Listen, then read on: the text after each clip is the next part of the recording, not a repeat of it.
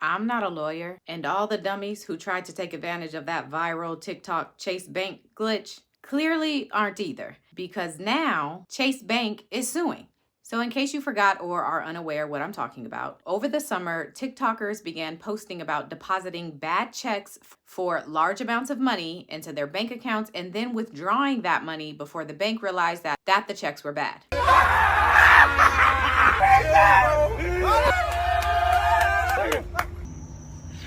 Fuck, man. They really told me to tap in. Next day I was supposed to clear and look at my account, yo.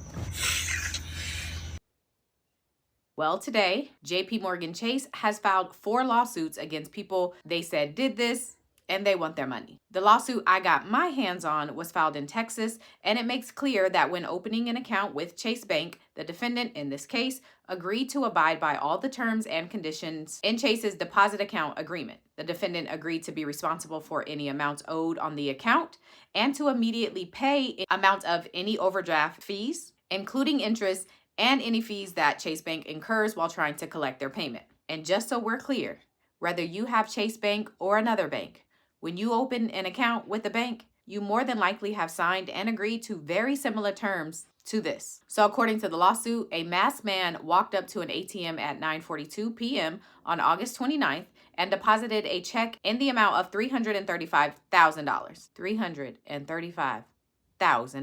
Also, wearing a mask covers your face, but it doesn't cover which account you're depositing the money into.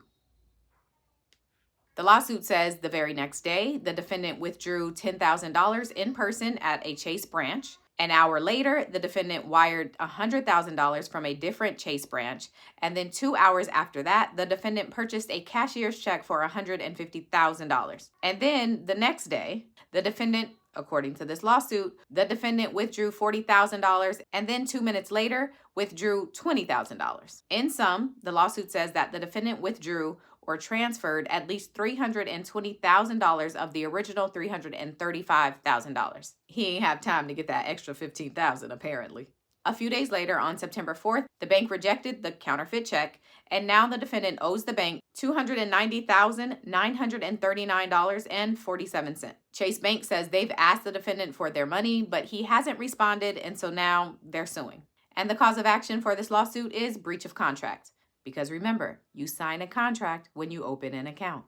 Child, if your mama or your daddy is not around, let me be the one to tell you. This was dumb. Don't do this, okay?